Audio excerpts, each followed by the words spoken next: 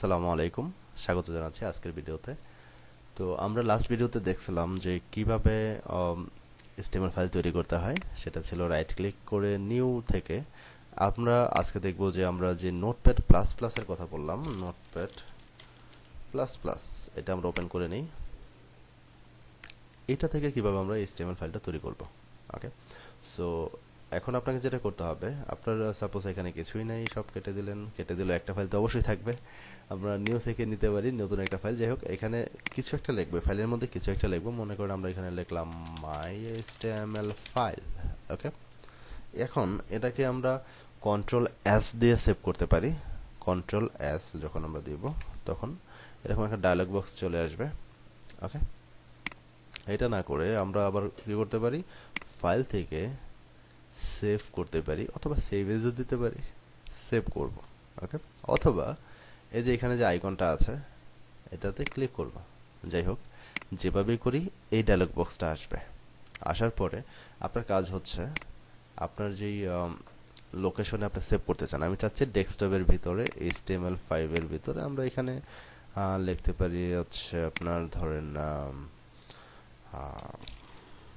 Class 1। ওকে, class 1 দিয়ে দিলাম। এটার ভিতরে আমরা যাইতে পারি, যে এখানে লিখতে পারি, যেমন এখানে দেখেন ফাইল নেম, এরপরে কি আছে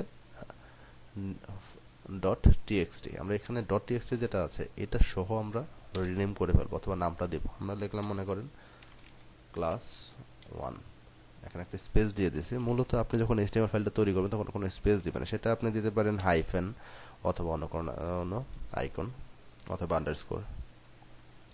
আচ্ছা, এখন এটার নামের লাস্টে আমরা দিব ডট HTML। ওকে, সেভ। এখন এটা HTML হিসাবে সেভ হয়ে গেল। কোথায় সেভ হলো একটু দেখি আমরা। আমাদের ডেস্কটপের ভিতরে HTML5 ফোল্ডারের ভিতরে ক্লাস 1, তার ভিতরে হচ্ছে ক্লাস 1। এখন এটা যদি আমরা রাইট ক্লিক করে ওপেন উইথ গুগল ক্রোম দেই, মাই HTML ফাইল। ওকে, সো আমাদের HTML ফাইলটা তৈরি হয়ে গেছে, এবং এটা আমরা ব্রাউজারেও রান করে ফেলছি। ওকে, তো একটু খেয়াল করে দেখেন, নতুন আরেকটা ফাইল নিলাম। ওকে, এখন এটাতে কিছু একটা লিখলাম, এটা হচ্ছে আমরা সেভ করলাম, সেভ। দেন এটার লোকেশনে গেলাম আমরা ডেস্কটপের ভিতরে ক্লাস HTML5 ক্লাস 1, এখানে বললাম আমরা HTML ফাইল ডট HTML। এখানে আমরা HTML ফাইল 2 দিতে পারি, ডট HTML, সেভ করে দিলাম। রাইট, আবার একটা ফাইল নেন, জাস্ট প্র্যাকটিস করেন। ওকে, জাস্ট প্র্যাকটিস করবেন।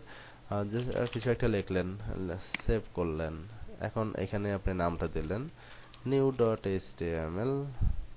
ওকে, আবার আপনি এটাও করতে পারেন, আপনি এখান থেকে সেভ এস টাইপ যেটা আছে এটাকে আপনি চেক করে হাইপার টেক্সট মার্কআপ ল্যাঙ্গুয়েজটা সিলেক্ট করে দিতে পারেন। তাহলে একটু নিচের দিকে স্ক্রল করেন, কোথায় হাইপার টেক্সট মার্কআপ ল্যাঙ্গুয়েজ, খেয়াল করেন হাইপার টেক্সট মার্কআপ ল্যাঙ্গুয়েজ, এটাতে আপনি ক্লিক করে দিতে পারেন। ওকে, এখন আপনি লেখেন নিউ ডট HTML, সেভ হয়ে গেল।